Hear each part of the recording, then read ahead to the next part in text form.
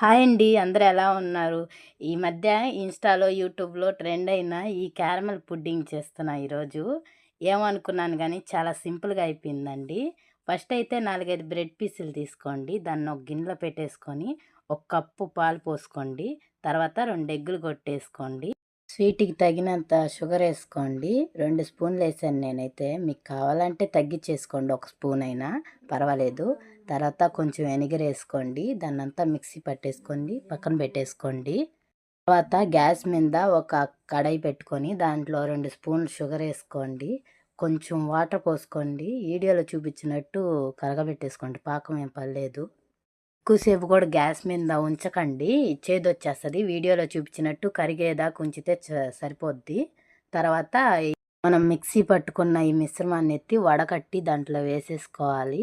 Cake చేసుకోవడానికి మంచి బౌల్‌లాగా చూసుకొని. తర్వాత గ్యాస్ మీద ఒక పెద్ద గిన్నె పెట్టుకొని దాంట్లో వాటర్ పోసుకోండి. గిన్నె మునిగేంత.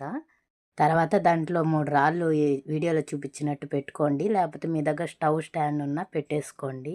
తర్వాత మనం పోసుకున్న మిశ్రమం గిన్నెత్తి ఈ వీడియోలో చూపించినట్టు పెట్టేసుకోండి. ఒక హాఫ్ అన్ అవరు అలా బేక్ చేసుకోండి. అయిపోద్ది. క్యారమెల్ పుడ్డింగ్ చాలా ఈజీగా అయిపోద్దండి. మా ఇంట్లో చేసిన 10 నిమిషాలకే బాగాలైపోయినాయి.